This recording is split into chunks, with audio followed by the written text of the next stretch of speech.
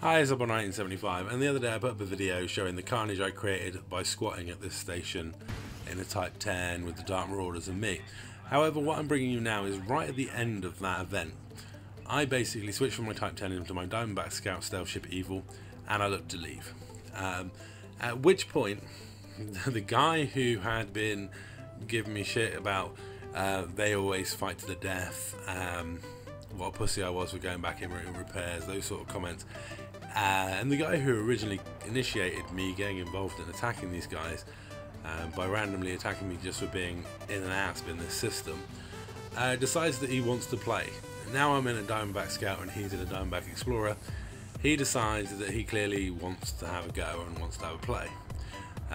So I'm fine with that. I've got no problem. I was just switching to the Diamondback Explorer because it's less jumps home than it would have been in the in the Type 10 Defender. Now, it's quite interesting to me that this becomes an incredibly cagey fight. He tends to do the same thing he was doing all the way through. They were all doing, which is trying to goad you into shooting the station. So I'm very careful of not taking shots when, obviously, I haven't got a clear background. Because I'm using fixed multi-cannons, you know, I don't particularly want to miss and ping into the station because I wouldn't survive very long then. But this is kind of like one of those submarine battles because it's two stealth ships winging around. He actually I end up losing him and he ends up losing me, and I don't think he would have found me. And I'm like looking around desperately for him, so I end up coming out of stealth mode to try and bait him back in.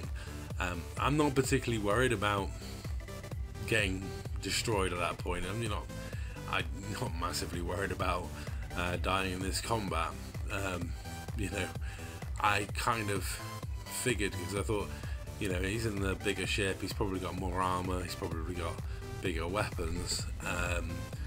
Hell, you know, I'm not particularly worried if I get killed. So we have this sort of like submarine duel bit where we're both winging it around out here in stealth mode, and I can't see him and I don't think he can see me because I'm not being shot.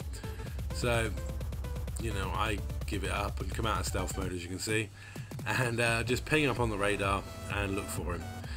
I figure that he's, you know, that's going to bait him out. He's going to then attack me, and then when he starts attacking, I can pick him back up again and start following his vapor trails.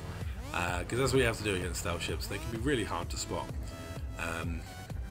But yeah, if you look for the vapor trails, that makes them easier. This is the only ship of mine that doesn't have orange vapor trails, for obvious reasons. It's basically the only ship of mine that doesn't have an orange paint job. But it's a stealth ship. It's not supposed to advertise its appearance or its whereabouts.